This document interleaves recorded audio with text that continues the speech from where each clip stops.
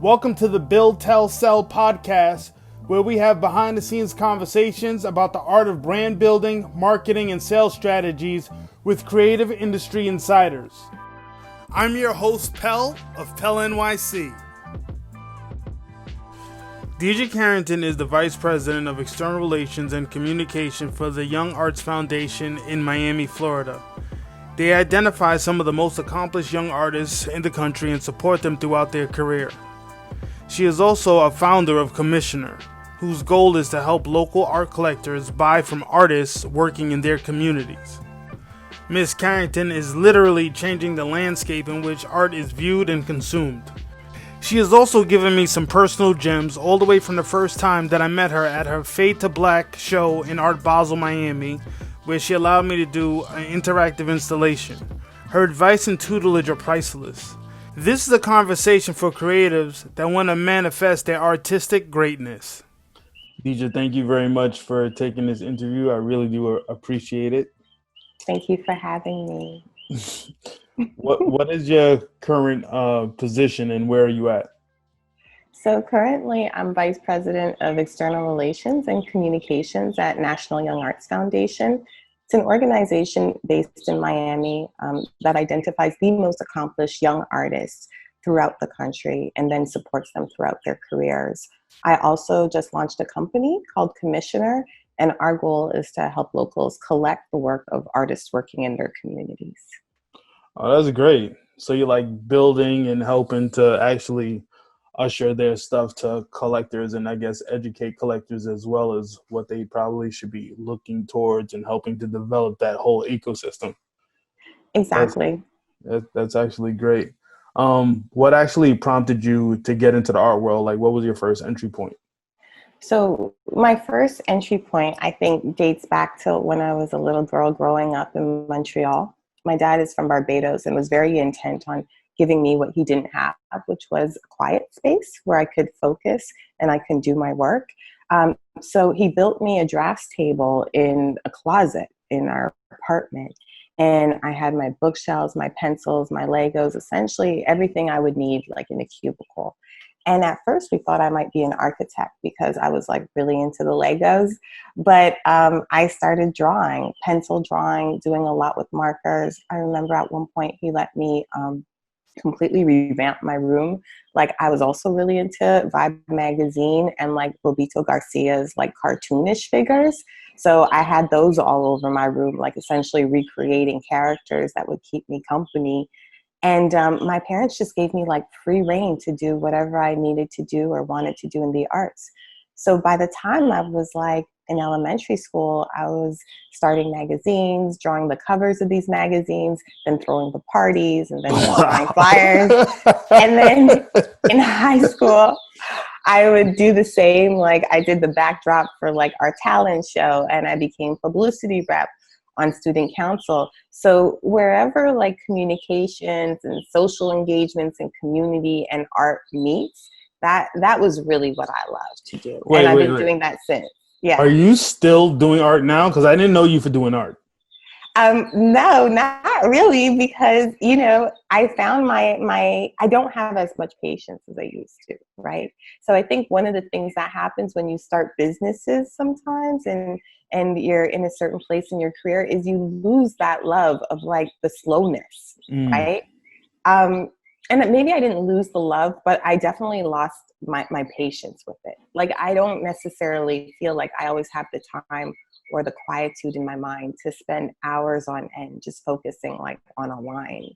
And, you know, when I think about what I want to get back to, especially during this time when people say like, this is a good time to slow down, like I keep on coming back to this, like, wow, if I could like draw a portrait, if I could just do one portrait, that would mean that I've managed to totally quiet my mind and like my surroundings.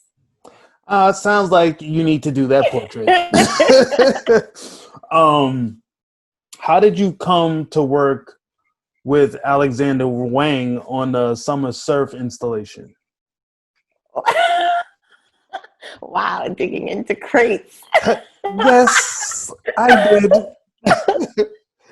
Well, I mean, I think by proxy, maybe just being in the right place at the right time, right? And my role was very small. Actually, the creative director, the Alexander Wang at the time, Cameron Gadd, is a dear friend of mine. And one of their architects, Como Kehar, is also a dear friend and was designing their stores for a very long time.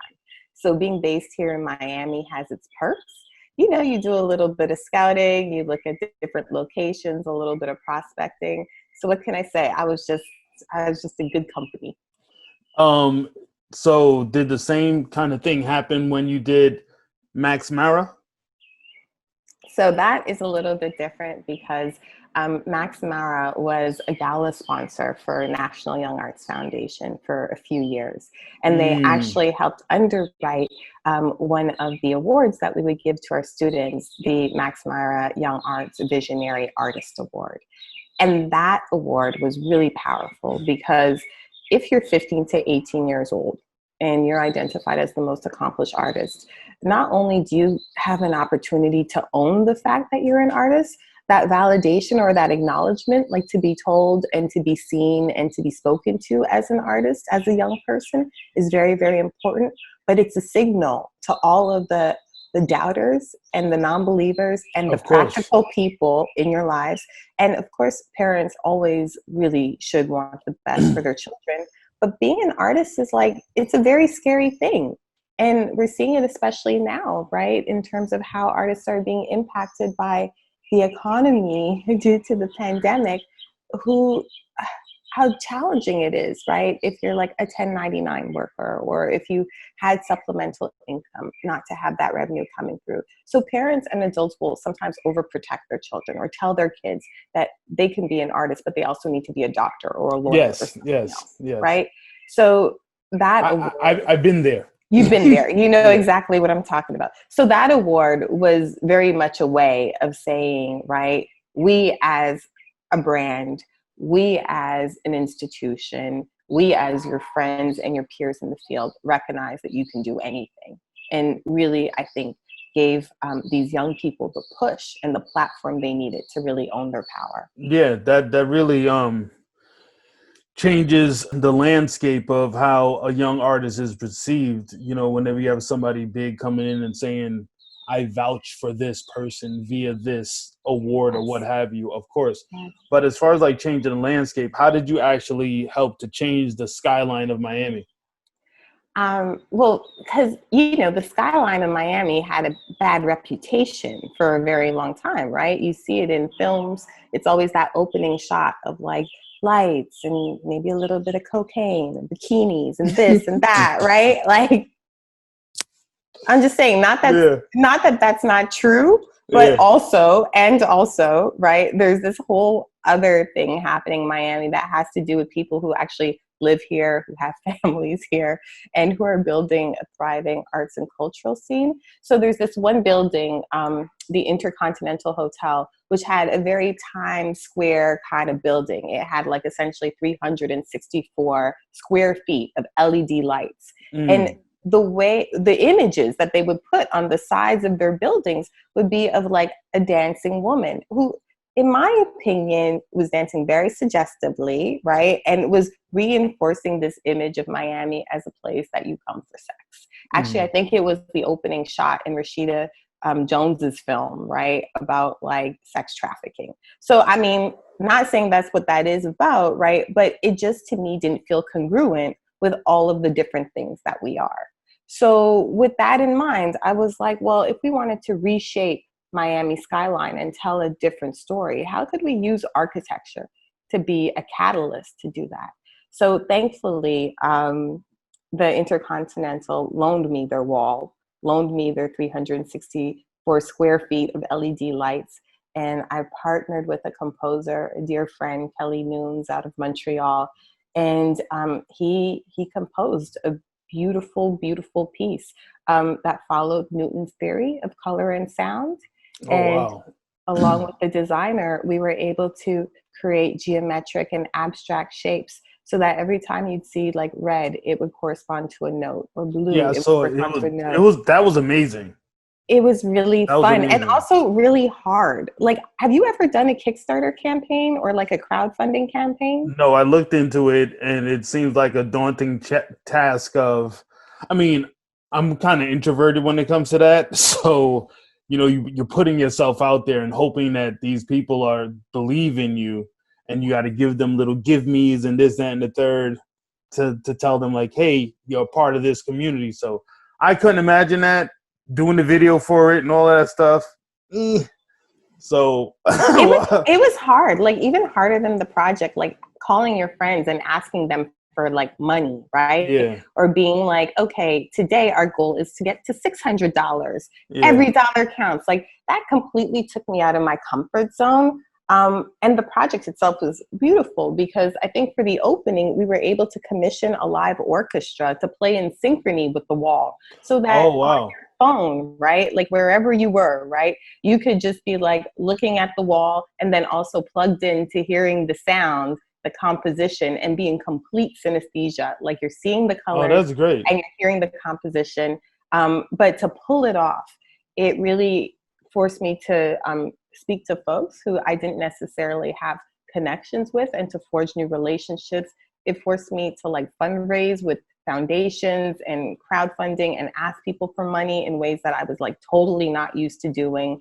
And like, when you just feel in your being that this has to be successful because now you've gotten all your people involved and Oh all your friends yes, are involved. Like I yes. was in too deep hell. Like had I known what was going to happen in advance, I might not have gone that route. But like, to come out of it, I feel like in a way that was my ultimate mixtape because it gave me something to talk to folks about, Oh folks I yeah. wanted to talk to. And I think that's probably what helped me get the position at Young Arts. But I think all of it is kind of like stepping outside the box. Like to want to change the skyline in general is a daunting task, and then going to start trying to get the funds and getting outside of your comfort zone. So when you actually, well, you got the funds, obviously. Yeah. Did you get like, were you surprised by the amount that you got? Did you hit the target, or did you get more than the target? Well, we got just enough, Gotcha. right? We actually to the dollar. We got just enough, and nobody put any money out of their pocket, right? But nobody made any money, right? Yeah. But we were able to pay everybody fairly and competitively. And what was really interesting, I think, was that like we got maybe about $11,000 in foundation money. It was the first foundation grant I'd ever received through the Miami Foundation. Then we were able to get another 12 to 13 through crowdfunding. And we had over 88 funders, individual funders. So to me, that signaled that this project was popular because you have Yeah. a lot of people donating on a very small level and folks also who weren't necessarily going to see the skyline. Like I have friends from Montreal, I have my parents, but also I have folks from New York and just general community. And that also helped with like giving a lot of confidence. Well, that's great. And it's great to have people reach out internationally. Yeah. You know, do you think that artists should brand themselves with a signature style? If you're no, actually no. I think that if you are a graphic artist or an illustrator, I think that you then want to build a brand, right? You want to have something that's recognizable. But I think this idea of like branding yourself as an artist, right, means that you automatically need to commercialize yourself or that you need to commit to something. I think a signature style has to be authentic to you, but you also need to build enough of a broader base and really like formalize some ideas so that you have time and room and space to grow with your ideas. So that if you're always known for like drawing those blue dots, but at one point you decide, I want to draw red squares. Like, are you locked into a commercial market that will only allow you to sell your blue dots and you Yeah. lose your gallery, you will lose your donors if you start going with red squares. So in that way, I think that it's important for you to have a signature style, but that style should come from you as a person. Mm. Like you are the style, your ideas, right? Your movement, your stroke, that's really what people recognize. But if you brand yourself and start drawing walls around yourself in terms of like, this is what I do, then I Yeah. think you're locking yourself into something that you may not want to be attached to. And I think this is why a lot of artists become very popular and a lot of folks get rich off of artists after they pass away. Because in retrospect, you could say, oh, look at this body of work. Let me pull these few pieces from the collection and these few pieces and start, creating themes. It's really hard to do that with a living artist because you never know where that person's going to go. Personally, I love that piece, but a lot of investors like to see things in retrospect. Yeah. Does that make any sense? No, I mean, it makes a lot. I mean, it makes a lot of sense, and you actually hit me to the core because I mean, me and you have had the conversations about this. I personally struggle with this as well. I want to do some of this. I want to do some of that. I'm painting I'm painting with oils right now, and I feel like I just wish that I was just doing some cartoons and some things. I wish I had the red squares, like very simple, right? But my heart, as I start doing the red squares, I'm like, the red squares need a little friend, right? right? So, nah, I definitely feel you on that, and I think that that's great advice for those people that feel like they need to box themselves. I once read something by Vaughn Spann, and he had his, when he left Yale, he had his studio space right next to mine's in Newark. And he said, he was doing all type of stuff. He does the two-headed people, and then he does these X's, and he always has the rainbow. And I heard a collector talking to him about, oh, you have some of this, you have some of that. But when I watch it all, I see like the tie-in, where you definitely can pull, the two-headed people to the side. You could definitely pull all of these X's to the side, and then you have these rainbows. But he said, people are complex. Yeah, I'm not just one thing. And I was like, wow, that was an aha moment. I was like, yeah, that definitely was an aha moment for me. Yeah. And I mean, I think people also recognize, right, like where there's reoccurring themes, especially if it's coming from your heart and it's coming from your mind, because what pulls all of these things together are a collection of ideas, right?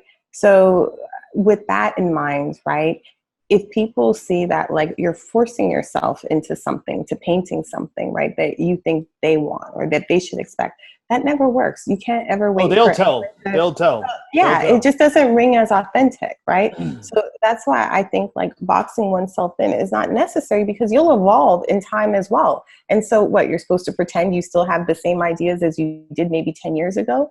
An artist's career will be long, and it's very long, right? So there's no need to do any boxing in at all. I mean, that was good food.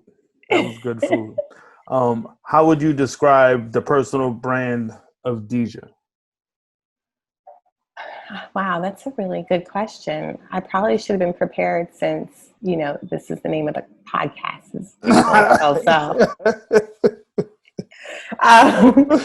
I think, so I think my brand is really all about arts advocacy and arts enthusiasm. Really, at the core of it, I just care about great ideas, and I care about artists. And whatever I can do to build those bridges, that's where I'm at. So I position myself as a communications expert, but really what that means is I'm introducing a lot of folks to each other, and I'm finding new ways to tell stories.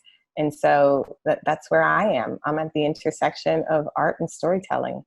Well, what to you defines a good story?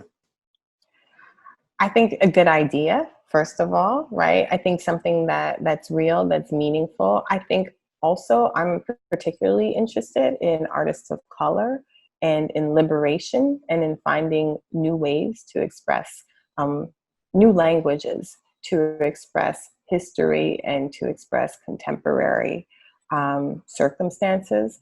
I'm deeply interested in my own heritage. I really love looking at female work, because I think I just feel like a personal and deep connection with it. So for me, a good story is something that feels personal, that you can feel attachment toward, and that maybe you can see yourself in, or that you can learn from, right? But I know that I am not the storyteller for all, right? Some folks are gonna like some of my stories more than others. But I think that Black stories do need to be told, and I think artist stories need to be told, and that's where my passion is. How do you think Instagram is influencing the art market? Well, I think it's allowing a lot of artists who weren't able to join the conversation, or who weren't getting any looks before, who didn't have a platform to share their work. And I think, sometimes we think about like, what does it mean to be an artist? And we associate that with like institutional or museum success, or having a dealer or a gallerist, right?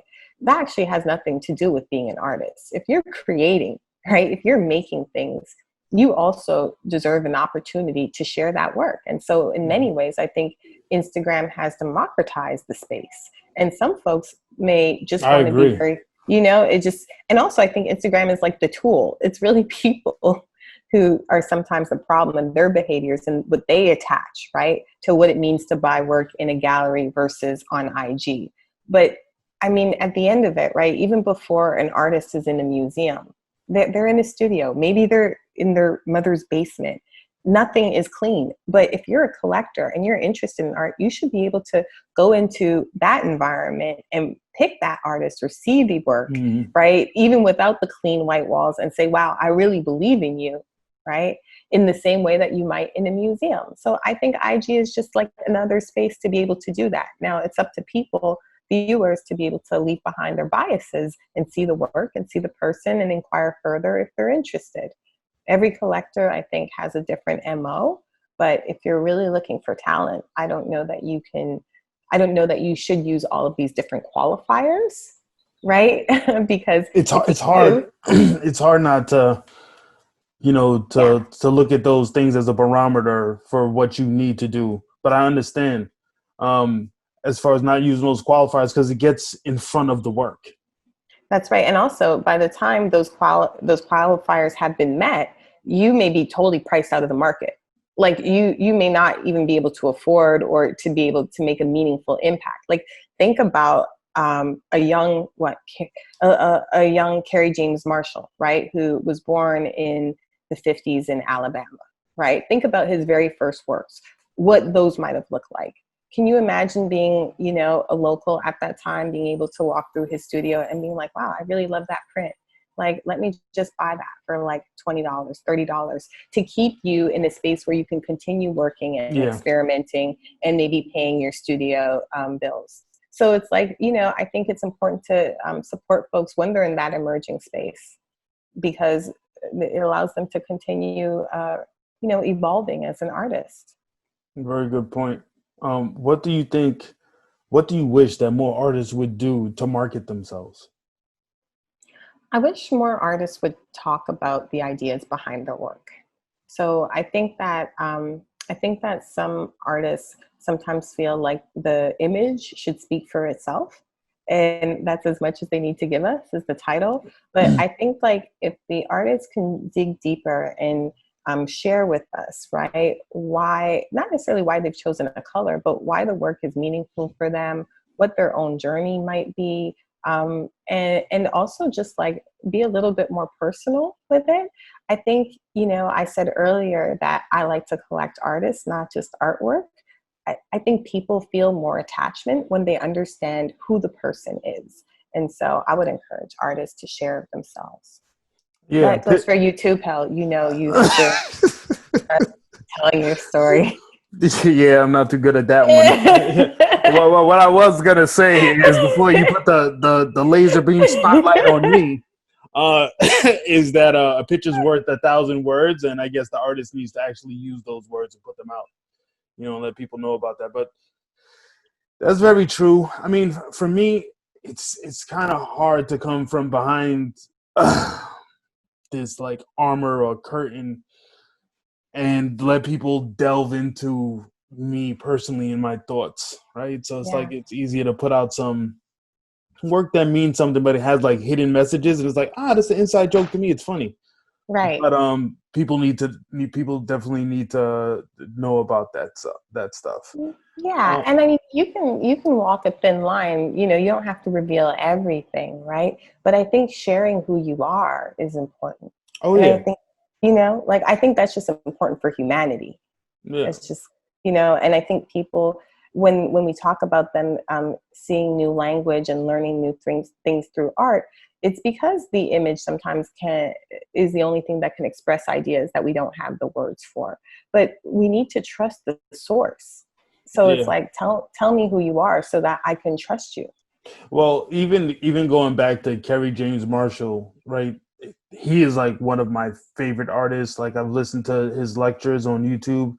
And for those that don't know who he is or only know about him through Diddy purchasing his piece, please go listen to some of his lectures. Guy is amazing.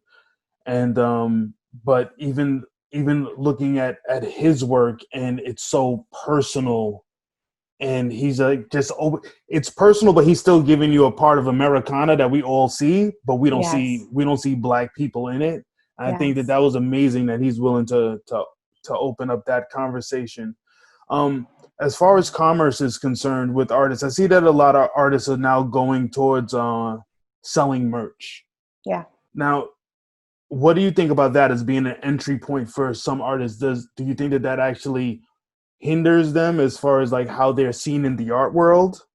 You know, because I know it helps their pockets, but Yeah. does it hurt them as well?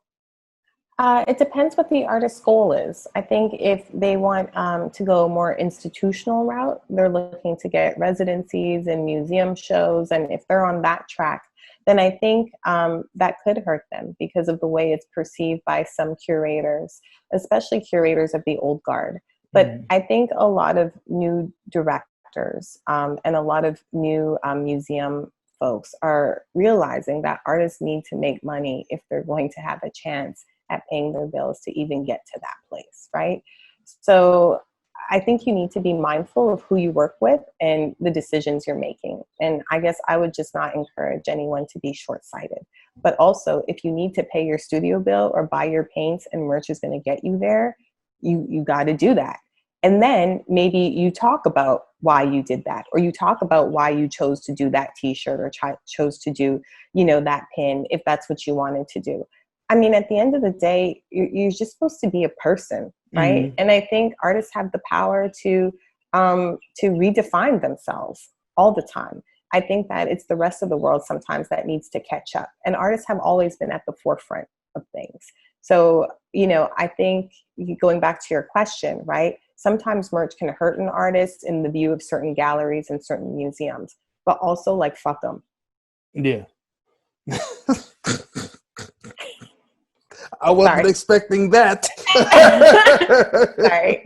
But you know what I'm saying? It's like, what do you know, like, are you supposed to walk a fine line for one person who may one day give you a look? What for? No, no, I think that you know, you can't become mechanistic with the art.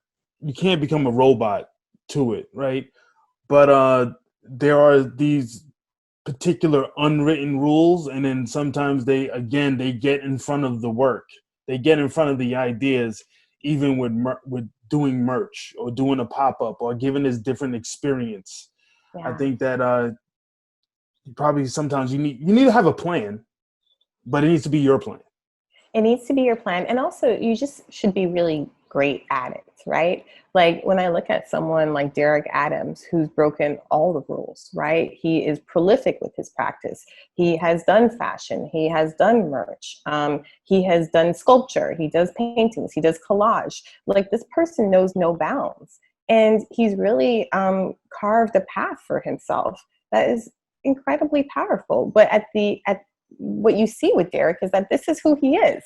He's Yeah. got layers, you know, he can't be boxed in, and he's going to do what he wants to do. And I think museums and collectors and folks alike just can appreciate that. Yeah. As far as like somebody like him though, he got, and correct me if I'm wrong, but he got into the fashion world after he's established himself in the art world. But the Well, I was just going to say he wasn't fully established in the art world because well, he was established to me. well, now he's super established. Oh You know, no, yes, yes, he's yes. next level established Yeah, now. no, of course. You know, he was a curator first.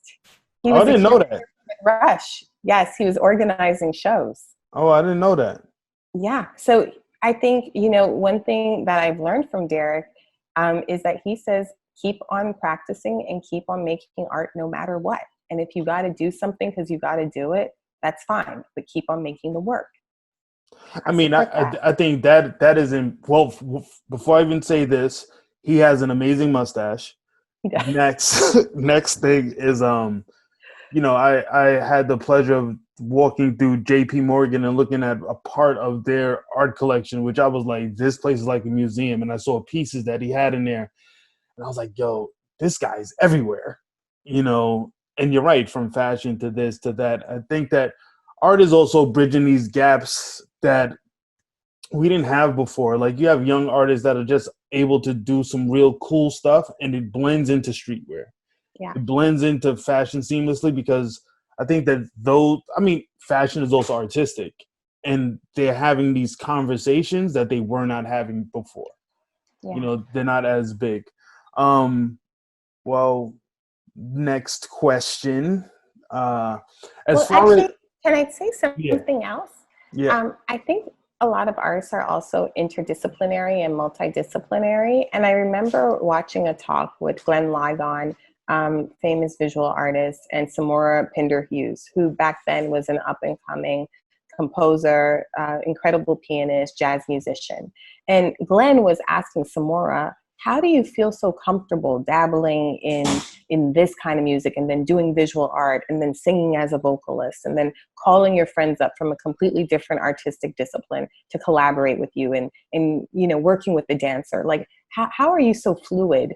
And in that moment, you right, like the mentor become the student, because I think, you know, this idea that you have to do one thing and one thing only and stay in your lane if you want to get to where you want to go is antiquated.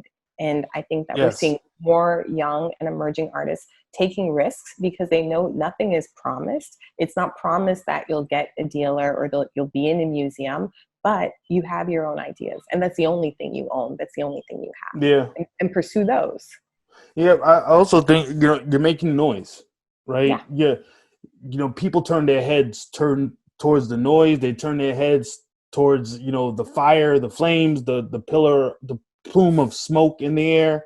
So you're creating noise. You're doing multiple things at the same time, and hopefully they have some cross sectionality between them and some cohesion that is like, okay, this is the sound of this. This is the uniform of that, right? These are the smells of whatever you're doing. You know, I agree.